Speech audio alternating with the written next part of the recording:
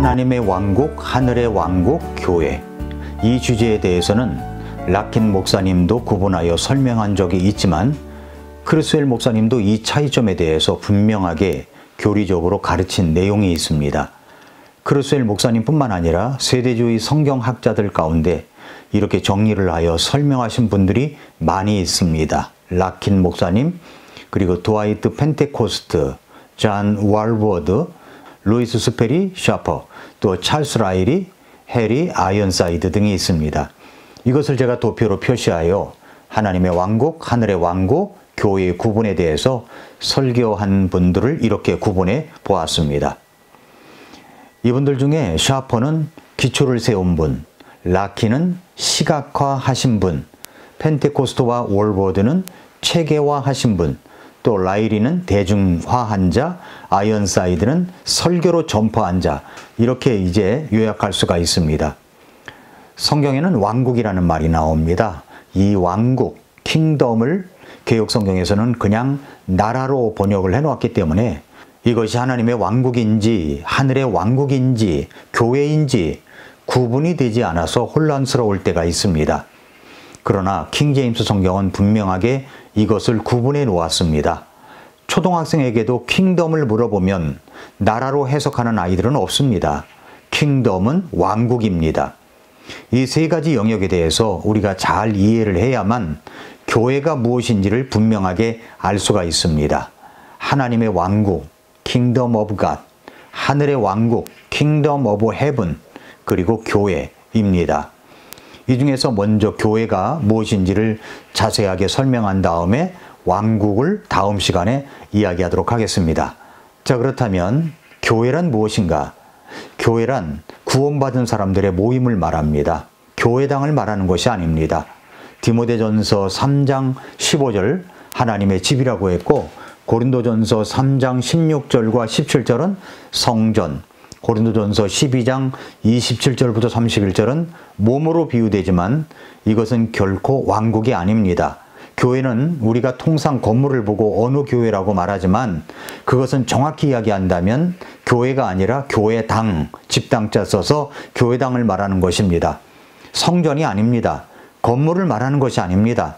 그래서 기도할 때도 우리가 성전에 모여 어쩌고 하면 그건 정확한 호칭이 아닌 겁니다. 그런 것은 바람직하지 않습니다. 교회당입니다. 성전이 아닙니다. 성경은 예수 그리스도는 교회의 머리라고 하셨습니다. 교회의 왕으로 언급하지 않으셨습니다. 교회는 정말로 하나님의 신비입니다. 그러나 왕국은 신비가 아닙니다. 교회는 부르심을 받은 몸일 뿐만 아니라 그리스도의 몸입니다. 에베소서 1장 22절부터 23절에 보니까 아버지께서 또 모든 것을 그분의 발 아래 두시고 그분을 모든 것 위에 머리가 되게 하사 교회에 주셨느니라.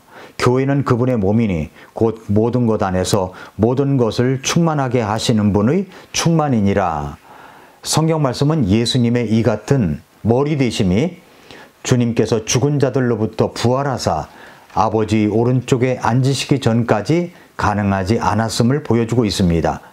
에베소서 1장 20절부터 21절을 보면은 하나님께서는 그리스도를 죽은 자들로부터 일으키시고 하늘의 처소들에게 자신의 오른쪽에 그분을 앉으실 때에 그 권능을 그분 안에서 발휘하사 그분을 모든 권력과 권능과 강력과 통치와 이 세상뿐만 아니라 오는 세상에서 불리는 모든 이름보다 훨씬 위에 두셨으며 했는데 교회는 머리가 있기 전에는 존재할 수 없는 겁니다. 왜냐하면 하나님은 머리 없는 것들을 만들지 않기 때문입니다. 그렇다면 교회는 그리스도를 머리로 둔 몸입니다. 고린도전서 12장 12절부터 13절에 보면은 몸은 하나인데 많은 지체를 가지고 있고 그 한 몸의 모든 지체가 많아도 한 몸인 것 같이 그리스도께서도 그러하시니라. 우리가 유대인이든 이방인이든 매인자든 자유로운 자든 모두 한 성령에 의해 침례를 받아 한 몸 안으로 들어왔고 모두가 마시게 되어 한 성령 안으로 들어왔느니라. 그래서 여기 한번 그림을 보시기 바랍니다. 주님은 교회의 머리이십니다. 교회는 땅에 있습니다. 주 예수 그리스도 안에 들어오려면 구원받지 못한 사람이 말씀을 통해서 자신의 죄인임을 깨달아야 됩니다. 깨닫는 데 그치는 것이 아니라 내가 하나님을 떠나 내 마음대로 살아갔던 죄인이고 그리고 실제적으로 죄를 짓고 살아갔던 죄인임을 인정하고 믿지 않는 죄를 회개해야 합니다. 그리고 예수 그리스도를 내 마음의 구주와 주님으로 믿고 영접해야 합니다. 그것은 오직 길 되시고 진리 되시고 생명 되신 예수 그리스도의 십자가를 통해서 그렇게 가능한 것입니다. 그렇게 함으로 우리는 예수 그리스도 안에 이제 들어오게 되는 거죠. 한 몸을 이루고 지체들이 되는 것입니다. 이것은 그리스도의 몸 안으로 들어오게 하는 것이 바로 성령님의 침례임을 알 수가 있습니다. 자, 성령 침례가 주어진 오순절까지는 어떤 교회라는 것이 드러나지 않았습니다.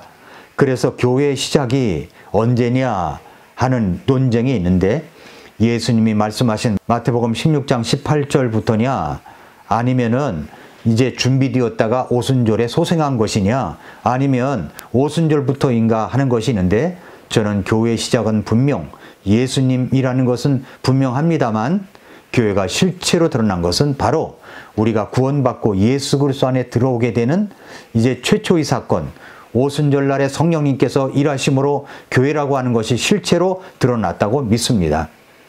교회가 살아있는 구성원들로 이루어진 한 몸이라는 사실은 교회가 근본적으로 조직체가 아니라 유기체임을 보여주는 겁니다. 사람의 몸이 한 인격을 표현하듯이 그리스도의 몸인 교회는 그분의 인격을 표현하는 겁니다. 그러므로 세상은 그분의 몸인 교회를 통해서만 그리스도를 볼 수가 있습니다. 이제 교회는 그리스도 몸일 뿐만 아니라 주님의 신부이기도 하다는 것입니다. 자, 신부. 교회는 그리스도와 정혼한 한 처녀입니다. 고린도후서 11장 2절에서 내가 하나님께 속한 질투로 너희에 대해 질투하노니 이는 내가 너희를 순결한 한 처녀로 그리스도께 드리기 위해 너희를 한 남편과 정혼시켰기 때문이니라 라고 했습니다. 그런데 어떤 사람은 교회가 그리스도의 몸이면서 신부가 될 수 없다고 주장하기도 합니다만 우리는 성경에 두 명의 신부가 있다는 것을 잊지 말아야 합니다. 구약 성경에 나오는 신부가 있고요. 신약 성경에 나오는 신부가 있습니다. 구약 성경의 신부는 하나님의 신부인 이스라엘이고 신약 성경의 신부는 그리스도의 신부인 교회입니다. 그 근거가 뭐냐? 이사야 54장 5절에 있습니다. 이는 너를 만든 자가 이스라엘이죠. 너를 이스라엘을 만든 자가 네 남편이기 때문이라. 군대들의 주가 그의 이름이며 그는 네 구속자 곧 이스라엘의 거룩한 자로서 온 땅의 하나님이라 불리리라 라고 했습니다. 호세아서를 보면 이스라엘은 자신의 행음으로 인해 쫓겨난 아내이지만 그녀의 남편이신 하나님께서 그녀가 음행을 멈출 때 그녀를 되찾아 올 것이라고 예레미야 3장과 에스겔 16장 그리고 호세아 2장과 3장에 언급을 하고 있습니다.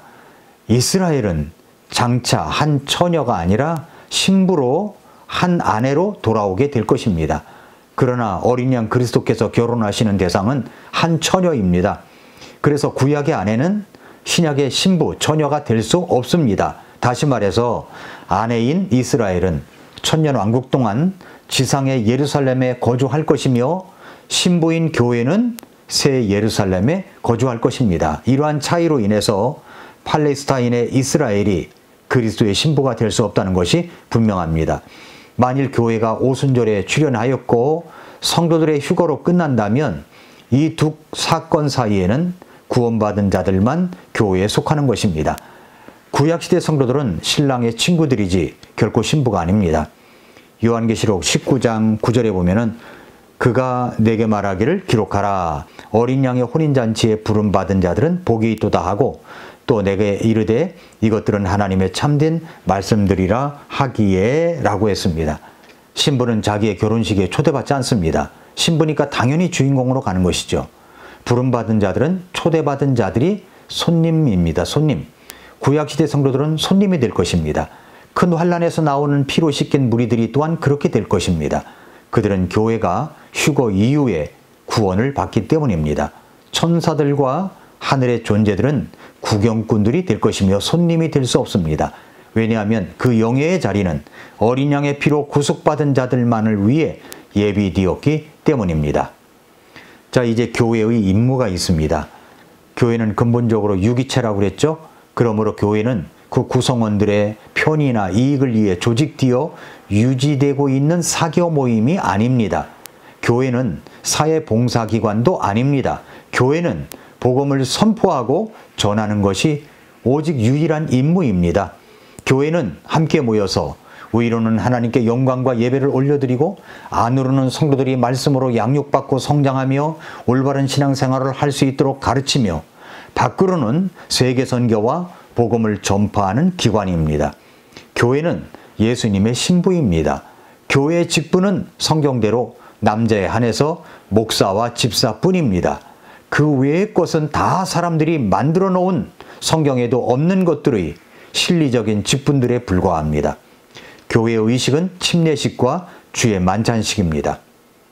그래서 요한계시록 19장 7절에 보면은 우리가 즐거워하고 기뻐하며 그분께 존귀를 돌리자. 어린 양의 혼인잔치가 다가왔고 그분의 아내가 자신을 예비하였도다 라고 했습니다. 주님의 신부로서 예수님께서 공중에 오시게 되면 교회는 휴거되어 공중에서 주님을 영접하게 되고 그때 어린 양의 혼인잔치가 열리게 될 것입니다. 이것이 바로 교회입니다. 다음 시간에는 교회에 이어서 왕국에 대한 말씀, 하나님의 왕국, 하늘의 왕국에 대해서 전하도록 하겠습니다. 오늘도 미라클 모닝입니다.